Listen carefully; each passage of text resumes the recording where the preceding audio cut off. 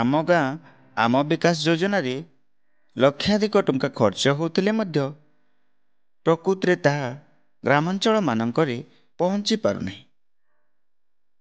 ହଁ ଦର୍ଶକ ବନ୍ଧୁ, ଏପରି ଏକ ଦୃଶ୍ୟ ଦେଖିବାକୁ ମିଳିଛି ବାଳିଶଙ୍କରା ବ୍ଲକ ଅନ୍ତର୍ଗତ ଦୁବେନ ଦାଣ୍ଡ ଗ୍ରାମ ପଞ୍ଚାୟତର ରପ୍ତାଜୋର ଗ୍ରାମର କଥା। ଏଠିରେ ଗାଧୋଇବା ପାଇଁ ଲୋକମାନେ ପାଣି ବନ୍ଦାଇବା ପାଇଁ ଡହଳ ବିକଳ ହେଉଛନ୍ତି। ଶୀତ ଦିନେ ଯଦି ଏପରି ଅସୁବିଧା ହେଉଛି ତ ଚିନ୍ତା କରନ୍ତୁ ଖରାଦିନର ଅବସ୍ଥା କିପରି ହେବ।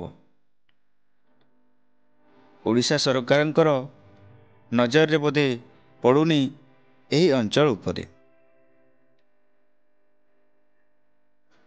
ଏଠାରେ ଆଜକୁ 10 ବର୍ଷ ହେବ ଏକ ପୋଖରୀ ଖୋଳାଯାଇଛି, କିନ୍ତୁ ଦୁଃଖର ବିଷୟ ଏହି ପୋଖରୀକୁ ପୁରା କାମ କରାଯାଇନାହିଁ।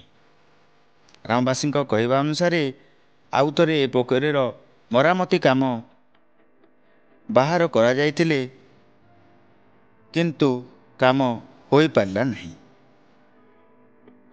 ବର୍ଷ ବର୍ଷ ହେବ ପ୍ରୋଜେକ୍ଟ ପିଲରରେ ହିଁ ରହିଯାଇଛି।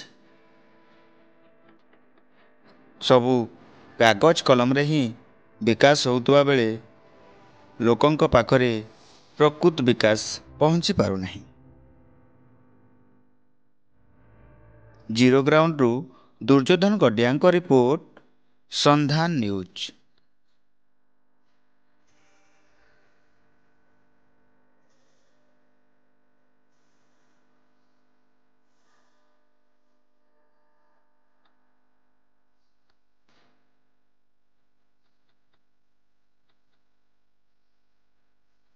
मोर ना लरेंग तुस्कर केटा है।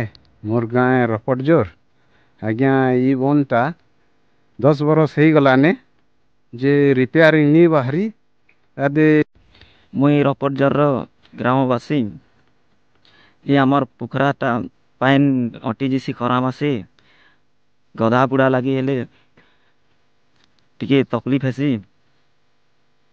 एथि लगे टिके कुड़ा कुड़ी करी देले भल हेता।